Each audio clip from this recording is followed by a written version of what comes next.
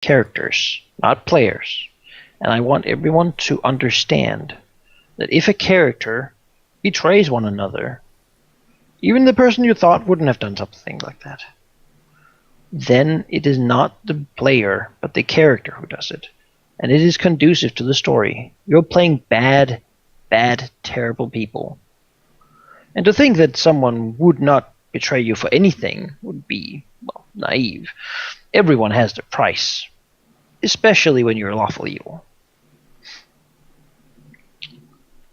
And I want to make sure that you all sort of are on the same page and understand the ramifications that such a thing might have. There are different kinds of ways this campaign can end, and they're really up to you. You write the story. But certainly, A Way of the Wicked will also be a story at times of betrayal, from one side or another. Evil has a tendency to devour itself. That is many a classic story that goes such, and so I will not say that it is not a possibility. I've always considered the option of the campaign ending with like, oh, and they all lived happily ever after to be the most unlikely one, at least in terms of making sense story-wise. I will also say that the death of another player character, that most likely by the other player characters or some powerful external force, is prevented from returning and continuing to play that character. Because we will attempt to keep the players at the same team. There will not be a session where, say, Marcus has betrayed everyone and failed to kill any of the others, is defeated himself. He will then cease to be a player character after that session. He'll be out, he'll be on his own team. The story goes with the player characters. So, Jake will be given another character, a powerful character he will likely be allowed to make that fits the current allegiance of the party. Maybe a benefactor from hell, some devil with class levels who can do all these kinds of interesting things to keep him interested in the continuation of the play. And of course he will still, from the shadows, be allowed to make some decisions about what his character does. His old character, anyway. And so to guide him into an ending or a place that he thinks is fitting for the character. So if you betray the minority, you are basically becoming another brick in the wall for us to break. Or to break us. You might win. Why do I have a feeling that Zacharias won't be here next session? Or even Tyrant. I think they will stay. Again, this would only be after they have already proven that they cannot win. If some of you right now were thinking of betraying the others in some way, which you may or may not be doing, then of course you're still player characters. But at the point where Chiron has died and forced to flee off the island, never to return, he's no longer in the story as such. He has his own ending somewhere, probably not a very good one in some direction. Maybe he does. Maybe he does escape. But Chiron will be giving something else, or Sheep will be giving something else that he can play and have fun with as the game continues. Well, I kind of trusted Marcus, but after Jay was like, well, if everyone goes to join the Tyrant, I'll go too. Well, that's not like trust. That's like shit. I don't want to be like the last guy. Because then I'd just get killed. I want to make sure you all understand right now. If next session your character is surrounded by all the others at some point, and they say, we are going to kill you now, we're going to murder you, you're not going to come back. That is not the players you should hate for that. That is the characters. What about Marcus and Zacharias? They can come back with the phylactery and... Perhaps they can. But if they are defeated by all the other players, I don't think any character currently is in the position where they can defeat all of the rest. They will maybe survive, but that does not mean they have won. I'm willing to try. I will say that I, as a person, as a player, can enjoy a good betrayal.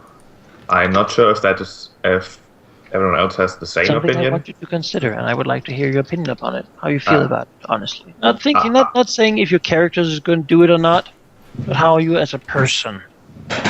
I think we are not playing 5 different story arcs. We are in a kind of way, but in the end, this is one story. And if it makes sense for the story, and since we're all evil people, betrayal is very much expected almost. At least by me. I'm more like we should.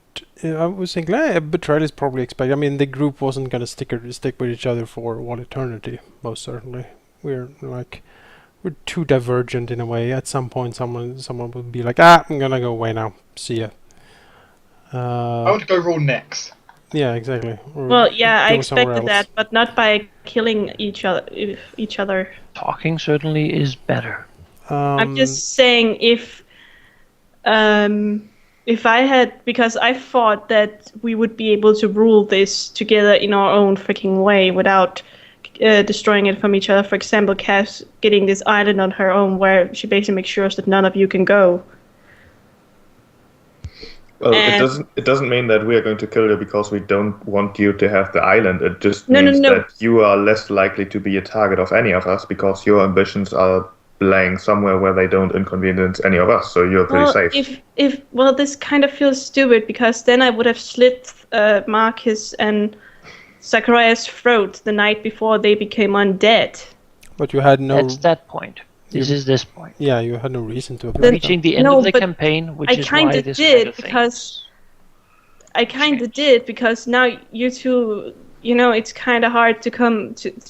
If Marcus and Zacharias choose to go against us, we're kind of fucked, because you just keep coming back. So well, first of all, Marcus and Zacharias currently are on 2 very different sides. I mean they are both undead, but there's the atheist and the Asmodeus worshipper. So I don't think that in any scenario really those 2 would work together. Zacharias is fucking difficult to destroy completely, yes, but that's not the point. If you defeat him, if you foil his plans, he might come back later, but that's almost like epilogue category already. Exactly. He is a super powerful lich, but that doesn't mean that you can. That doesn't mean that you can't defeat him once and then gain whatever it is you wanted to gain. I'm just trying to say that destruction does not have to be the end goal of a betrayal.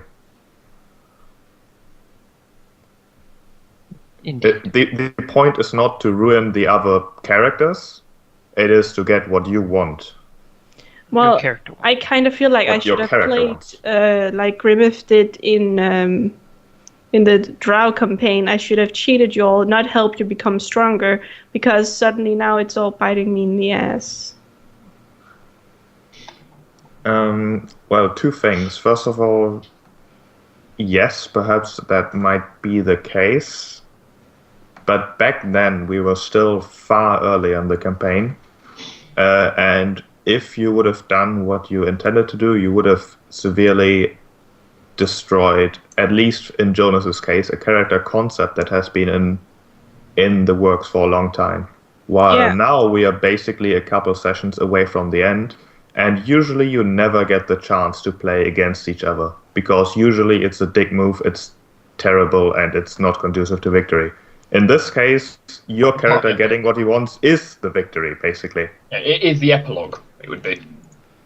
Yeah, but I'm kind of in a situation where the only person I maybe could win over is Azorius. Maybe. I mean, Azorius does like Cass. I've taken you to dinner a lot of times now. Yeah, I like Azorius as well, but you... I don't know, the ally lines are probably around here. I think this is Team Asmodeus over here. I do like Chiron as well, though. Up here, more uncertain. We could draw a Venn diagram. guaranteed that you're going to be fighting each other. This is not a declaration of war. This is just saying that it is a possibility, and I want to make sure that everybody is on the same side, so there's not someone who, in a couple of sessions where they get screwed over, say, well, I thought that was just metagame-wise not a possibility. Yeah, either way, I think we as players should work together in the way that... You should make this story an awesome story. Yes, if the inevitable or evitable betrayal happens, the players should work together to make it appropriate, to make it the epic betrayal it's supposed to be. But Jonas already said that he was pretty tempted to join the Nameless Tyrant, so it's pretty obvious what he's going to do now. Zachariah as a character certainly has a good reason to join the Tyrant. Yeah, so it's pretty obvious what's going to happen there.